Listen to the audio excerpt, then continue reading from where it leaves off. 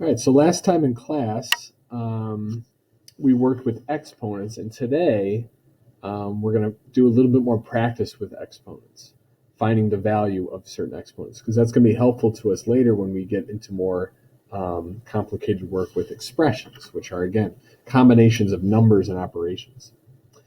All right, so we're going to start out here with some pretty basic practice here. We're going to write all the squares up to 12, it looks like. So I'm going to try a couple with you. I'm going to show you, how to write this and how to do them, because we've already talked about these, and then I want you to complete the rest. 1 times, so this would be 1 is the base, 2 is the exponents. That means we're multiplying 1 twice. 1, this would mean 1 times 1, which is, of course, 1. The next one would be 2 squared. 2 squared means I'm going to take 2 and multiply it by itself twice. 2 times 2 is a 4. And you can kind of see the pattern here. 3 squared would be 3 times 3, which is 9. Okay, I want you to try the rest of these. So I'm going to highlight these.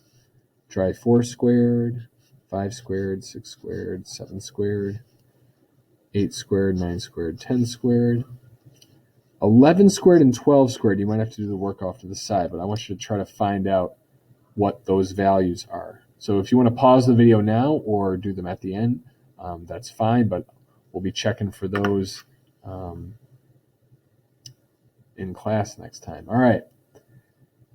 Now we're going to do a couple of these together. We'll do 3 or 4 together, and then I'm going to have you try the rest of these word problems. We're just practicing finding the value of exponents. It says in a game of chess, each player has 2 to the 4th pieces. How many pieces does each player have? So it's important we know what 2 to the 4th means. Well, I'm going to write that down. 2 to the 4th. Oh boy, the lights went out.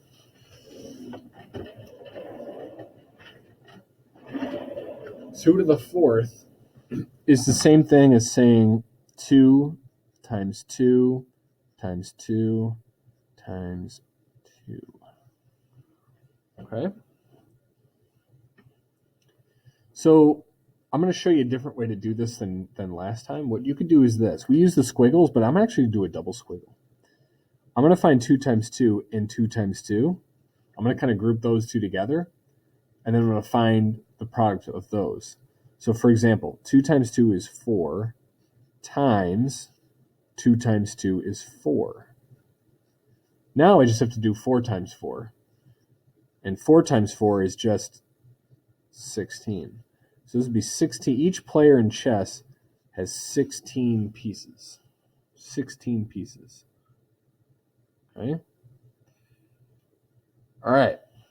Let's check out this one here about the Chinese character. So in some written Chinese, they use symbols or characters to represent ideas or words. So it says the Chinese character or symbol with the most strokes has 4 to the 3rd strokes.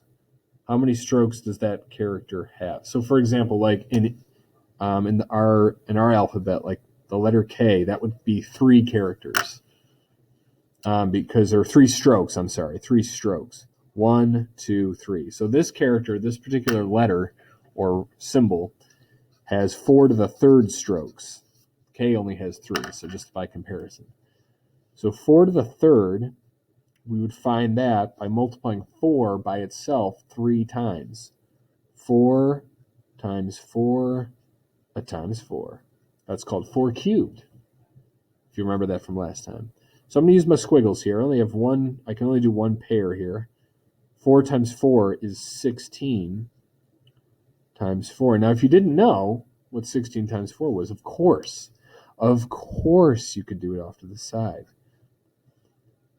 6 times 4 is 24. 4 times 1 is 4. Plus 2 is 6. Well, look at that. So 64 strokes. That seems like quite a complicated character to write. I would love to learn how to do it. Okay? I wonder what it means, too. What if it meant something simple like, lunch or something like that? To try to convey that in 64 strokes seems like it would be a lot, but Maybe one day we'll find out. All right, it says this number is the only 3-digit number that is a seventh power. As an exponent, it is 2 to the seventh. What is this 3-digit number? So we know it's going to be 3 digits. It is the only whole number, that if you make it to the seventh power, it's 3 digits. Like 3 to the seventh would not be 3 digits. 4 to the seventh would be quite more. This is the only one that is a 3-digit number. So let's see. 2 to the seventh, okay, is 2 times 2 times 2 times 2 times 2 times 2 times 2. So we can actually do a fair bit of squiggling here. So I'm going to do 2 times 2 and 2 times 2 and 2 times 2. I like to do them in groups of 2, in pairs. All right, so let's see how this works. 2 times 2 is 4 times this 2 times 2 is also 4 times this 2 times 2 is also 4. Now I have to make sure that I bring down this 2 here. I'm just going to line this up better. But because I didn't multiply that 2 by anything, I just got to make sure to bring it down because we haven't worked with it yet. So there's 2 2s, 2 2s, 2 2s, and a 2. So that's still 7 2s. All right, now we're going to do a little bit more squiggling. I can do 4 times 4. I can do 4 times 2. Okay. 4 times 4 is 16 times 4 times 2 is 8. So now we just have to do 16 times 8, and we'll get that answer. 16 times 8. I'm going to do that off the side here because I'm not sure what that is necessarily. By the way, these are all equal to each other. So again, we're just taking it one step at a time. We're doing little bits at a time so we get the answer more accurately here. 6 times 8 would be 48. 8 times 1 is 8, plus 4 is 128. So the answer would be, there's no real label for this because that's the number we're looking for. So that is the only whole number that if you put it to the seventh power, it's a 3-digit number. So 3 to the seventh must be in the thousands, I would think. All right, let's try one more together then. I'm going to have you try some. The last one we're going to do together is this one about Ken Burns' series Baseball, which is he's a documentarian. He makes very long documentaries. I watched one of them one time. It was about country music, I think. That was, oh boy. I think it was like 16 hours. I didn't watch it all in one sitting, but it was 16 hours long. It was quite a documentary. All right. So according to the Ken Burns series Baseball, it is the number of stitches in a baseball. So this number can be written as 6 to the third power. So this is the number of stitches in a baseball. All right. Can't wait to find out.